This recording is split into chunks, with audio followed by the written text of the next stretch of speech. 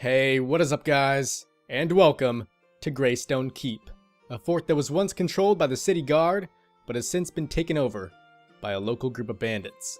And as you guys may have already noticed already, this place is very beat to hell, and it's also quite overgrown as well, and that's kind of resembled by all those dark green mysterious vines that are kind of being draped over a lot of the outside structure. And I've also tried to make it look as if a lot of repairs have been hastily made, and I tried to do that by mixing a lot of this oak wood in to either even some of the stone and also a lot of the spruce wood as well. And before we go even further into exploring this build, I thought I should mention that there is a download link in the description in case some of you guys want to check this out on your own instead of having to watch me.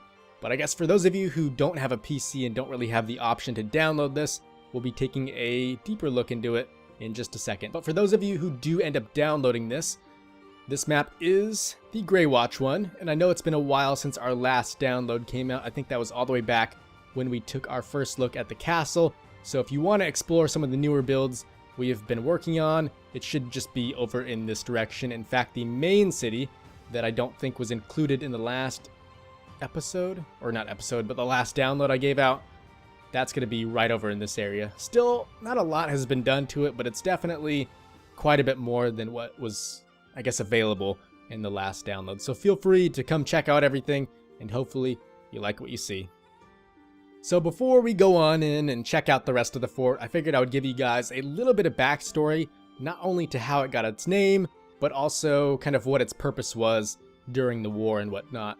So its name is obviously Graystone Fort, or excuse me, Graystone Keep, and that's solely based off of the mountain next to it, just like the main city of Graywatch.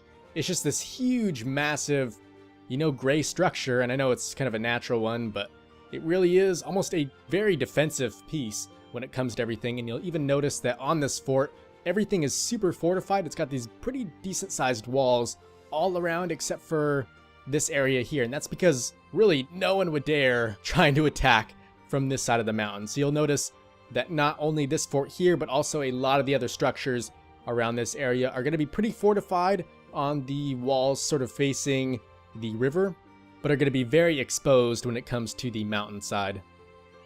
All that being said, in the end, the main purpose of this fort was to defend the bridge that stretches across the river here, and although that hasn't been made yet, I did see a very cool looking one while I was playing The Witcher 3, and let me tell you, that bridge was gigantic. But the main thing I noticed was it had this cool section in the middle that you see in a lot of modern bridges today, where it allows it to kind of open up and make it so larger sized ships can pass through. I know we're probably not going to have any super big ships in this river. Even though some sections are big, you'll notice that a lot of these points do kind of make it a very narrow space, which would only allow for, some smaller sized ships to pass through. But nonetheless, I do want a pretty big sized bridge here. I think that would be awesome, and it really does create some purpose for not only the fort, but also some defenses we'll be placing on this side as well. So like I was saying, the fort here would defend the, I guess if you're standing here, the right side of the bridge, and then it would kind of create a fatal funnel because you'd also have the main city and its guards attacking from this side. So that's just kind of the strategic point of things. So I guess we can pretend that during the war, the fort did its job and everything was a-okay. And lore-wise, I have decided that the war is done and over with now, and that's why there's not really any big giant trebuchets or anything still set up, but you can still notice that a lot of these places have taken a beating. But anyways, once the war was done, there wasn't really a huge need for troops and soldiers to be placed here, so it was really less defended than one might want it to be. So that being the case, I just kind of imagined that a pretty well-trained group of bandits had made their way down from the mountain. Maybe they were some kind of mountain tribe, and eventually they ended up taking this place over. Therefore, ever since, this place has been controlled by them. I'm thinking for now it hasn't been too long, but it's gotten to the point where a lot of the guard have warned the people coming off the bridge to kind of stay clear from this right-hand side and just stick to the roads. But anyways, enough lore and backstory for now. I'm sure a lot of you guys are waiting to get on inside and see what this place is all about. So here we go. And as we come in, you'll notice there's a lot of just random crap lying around, and that's really just because the guards who maybe once felt the need to clean this place up are no longer here, and it's now controlled by the bandits, who obviously have better things to do, such as ransack some nearby towns, or just try to capture some nearby merchants and steal all their stuff. And I'm sure even if they were here and did have the time to clean up, they probably still wouldn't want to. But you know what, before we head on into any of the other sections, such as this area over to the right or the main building itself, we'll go ahead and take a look at the outside wall. And you'll notice that a lot of this does connect to other portions of the building. It doesn't necessarily go all the way around, but it still does kind of serve as a cool strategic kind of standpoint, I guess you could say. So for starters, you'll see that this little tower here was made since, I guess, during the war. This either was hit by like a trebuchet or some sort of a cannon, so that's why that thing's kind of all destroyed and why this had to be made. But this ends up connecting to the main sort of wall that kind of protects the front area of the fort. And this ends up connecting to the tower on the right side. So we'll fly up here really quick. And you'll notice once we get all the way up here, it would be very effective if maybe you had a well-trained archer, because you can see that little white piece right there is where I plan to put the bridge. So if you had a decent archer, he could probably kill quite a few guys, and if not, you could always just send a lot of troops down here. I mean, it's really not too far of a walk. So that's why I thought it would not only look cool, but also be fairly effective to place this fort here. So before we head on into the sort of living quarters, we'll head on over to the right section here, and you'll see a lot of this place is kind of sectioned off into different areas, and that's really just so that if one place got overrun, you could always back into one of the other sections and try and defend it from there. And like I said, every little area does end up connecting through kind of a secondary route, so you really have a lot of options when it comes to defending this place. And for starters, we'll check out this barn, which really is just sort of a storage shed. There aren't any animals in here anymore, and it's really just used to kind of house all these crates, which you can assume have been stolen by the bandits or have just been left here from the guards, and maybe they just contain weapons or just materials for anything else they would need around the area.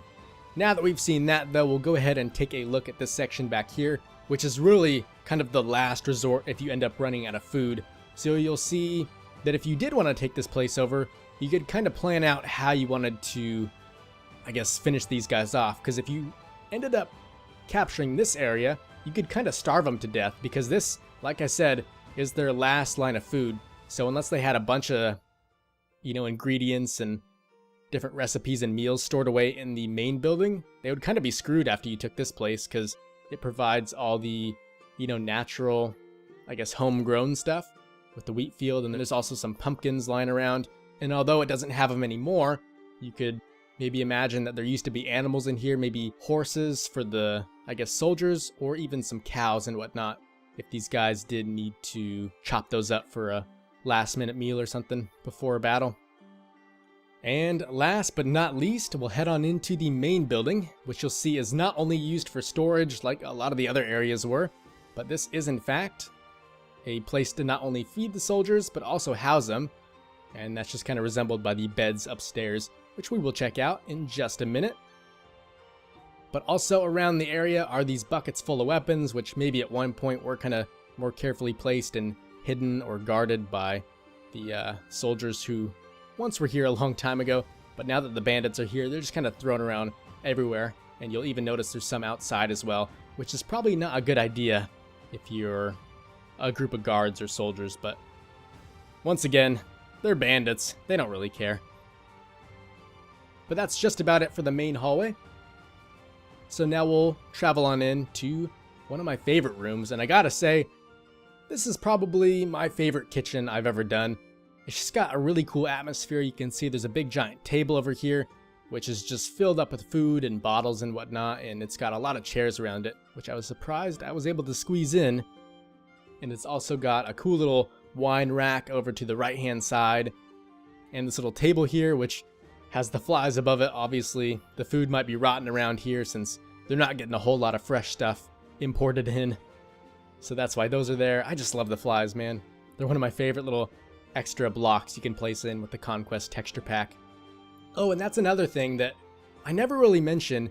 If you are planning on downloading this, make sure you have all the stuff that I have if you do want to kind of see things as I'm seeing them now. So the things you'll need are Optifine. That's kind of the most important thing, along with the Conquest Texture Pack. And for those of you who don't know, I have been getting a lot of comments saying, even though they do have those two items, they're still not seeing all these extra blocks and whatnot. And that's because if you are in 1.8, these things don't work anymore. So go back to at least 1.7.10 and you'll be able to see all these cool things like flies and also this extra stuff that's hanging down. If not, these things will just look like, I think these little bushes of greens are cobwebs, and there's some other stuff like these wine bottles that are also cobwebs and whatnot. If you're wondering what some of the other items are, like the weapons, those are just, you know, iron bars and whatnot. So even if you aren't in the Conquest Texture Pack, a lot of this stuff still should look alright, and a lot of people will kind of recognize what you're placing down. But having the Conquest Texture Pack and all the mods that allow you to see all this stuff is really just an awesome added bonus. So I highly advise using it, but for those of you on the console and whatnot, kind of a shame, but you can't. But that's it for the kitchen, so we'll head on over to some of the other sections. So like I was saying before, there still is a lot of random crap thrown around this place that hasn't really been cleaned up or tidied. So it's kind of hard to navigate, but it does kind of create a cool, cluttered looking atmosphere. Other than that though, for the downstairs, we do have this extra little storage, not really shed, but more of a, oh man, what would you call it? Like a pantry? I guess that's kind of what this is, since it does have some boxes and ingredients, and also this fish, which I am almost 90% certain would be rotten by now. So we'll scurry out of that room and head on upstairs, which is another one of my favorite areas, at least the captain's room. Oh yeah, and by the way, this room that we're in now is part of the tower, and although it's not really part of the main portion of the build, it still does connect over to the living area. And since this doesn't really have a clear exit, I guess we'll check the rest of the tower up before we get back to the little sleeping area, or living area, whatever you want to call it. So once again, a lot of boxes, but this does eventually lead up to the top, which is a very cool area if you are planning on being an archer, I guess, to kind of shoot down from. But that's about it for the tower. So we'll head on back down to the, I'm not sure, what are these called? Would this just be the barracks, where they store all the bunk beds and whatnot? I'm pretty sure it is. So that's kind of what this section is, just bedding for the common soldiers.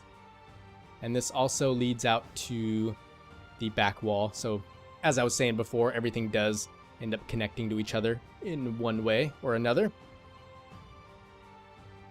And there's also this little desk for the captain to kind of write down, I guess, notes on maybe who's died, or just other stuff on recent battles and whatnot, or advancing enemy forces or groups. And his room just so happens to be inside here. You'll see we got the bed, a cool looking chandelier, and he's got some awesome windows to look out, and they really allow for some awesome natural lighting to come on in.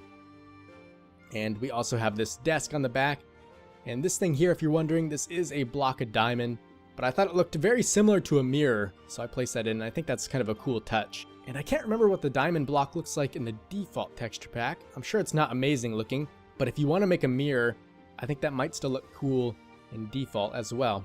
But that's pretty much everything for the main building, guys, so we'll head on outside. And that'll do it for today, guys, so be sure to download the map if you do want to check it out. And I know, even though it might be kind of cool to see all this stuff, kind of from my perspective, there are still a lot of you who don't have the option to download this map and check it out for yourself. So for those of you on the consoles, I'll try and get a tutorial that you can follow out as soon as possible. So feel free to let me know any ideas you have for our next tutorial. All in all though, guys, thanks for watching. Hopefully you did enjoy the video. Be sure to let me know what you thought down in the comments as well. But yeah, thanks again, and as always, I will see you in the next one.